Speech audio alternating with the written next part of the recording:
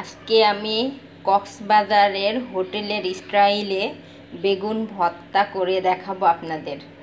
আমি এইভাবে একটা বড় বেগুন কেটে নিয়েছি মাঝারি সাইজ করে। এবার এটা আমি হলুদ, শুকনো মরিচের গুঁড়ো আর লবণ দিয়ে মাখিয়ে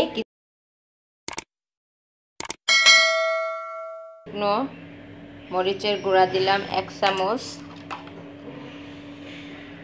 হলুদ গুঁড়া দিলাম 1 চামচ, লবণ যার যার পরিমাণ মতো দেবেন, আমি 1 চামচ দিলাম। আর আমার বেগুন ভর্তার আজকে টপ সিক্রেট হচ্ছে চিনি, যেটা কক্সবাজার হোটেলে এই বেগুন ভর্তায় ওনারা দিয়ে থাকেন। আর মাখানোর জন্য সামান্য পরিমাণ সরিষার তেল ব্যবহার করছি। এবার এটা আমি সুন্দর করে মাখিয়ে নিব।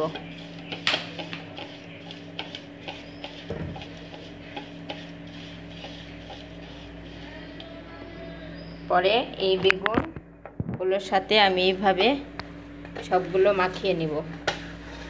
আপনারা বেগুনটা সবসময় ধুয়ে কাটবেন, কাটার পরে ধুবেন না, তাহলে মশলাগুলো ভালোভাবে বেগুনের গায়ে মিশবে না।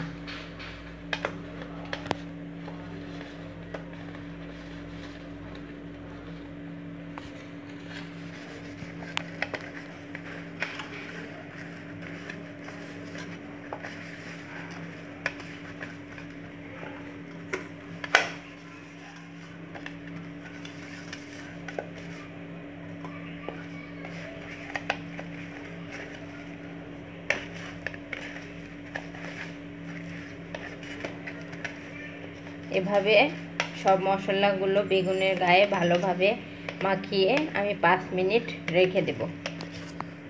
5 মিনিট পর আমি ফিরে আসলাম। এবার চুলাটা অন করে আমি ননস্টিক কুকার একটা কড়াই বসাই দিলাম। আমার কড়াইটা গরম হয়ে গেছে। এবার আমি সামান্য পরিমাণ সরিষার তেল দিয়ে দেব।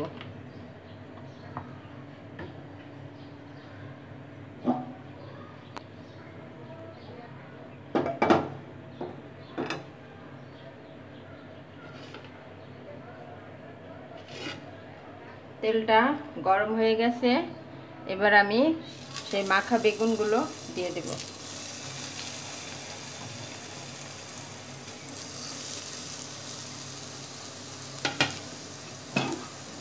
এটা সম্পূর্ণ মিডিয়াম লো হাইটে ভাজবেন, যেন পুড়ে না যায়। আমি ঢাকনাটা তুলে উল্টে দেব।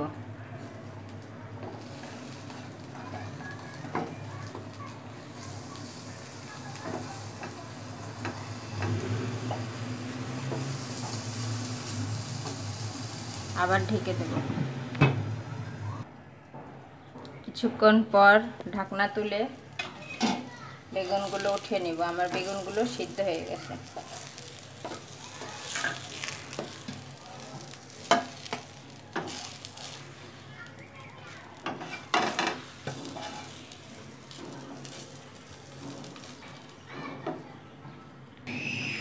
এভাবেই আমি বাকি বেগুনগুলো সব ভেজে নেব।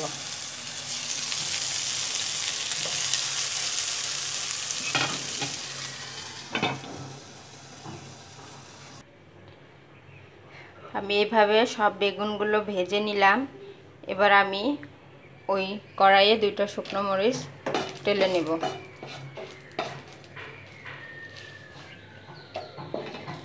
শুকনো মরিচ টালা হয়ে গেছে।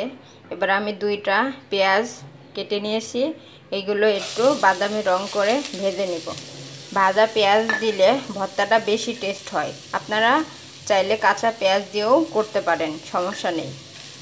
তবে কাঁচা পেঁয়াজের ভর্তাটা আপনারা বেশিক্ষণ রাখতে পারবেন না। আমার পেঁয়াজগুলো ভাজা হয়ে গেছে।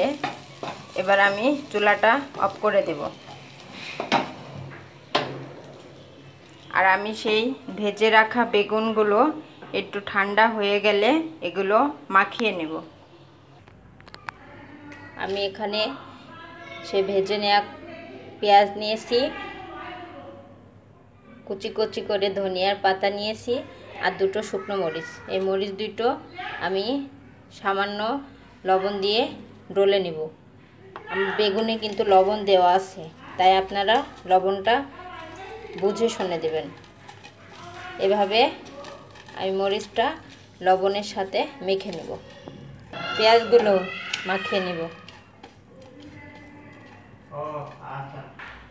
মরিচ আর পেঁয়াজ মাখানোর সময় আপনারা সরিষার তেলটা দিয়ে মাখাবেন, তাহলে আরও বেশি টেস্টি হবে।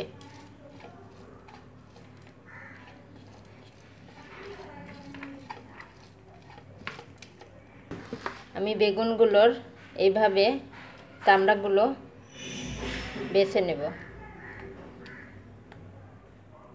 এভাবে আমি সব বেগুনগুলো নিয়ে এভাবে চেটকে নেব।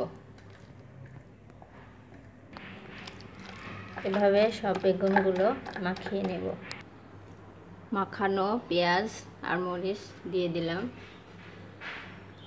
আর ধনিয়ার পাতাগুলো দিয়ে দিলাম।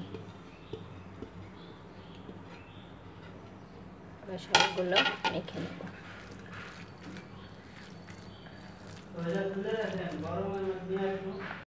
হয়ে গেছে আমার মজাদার বেগুন ভর্তা।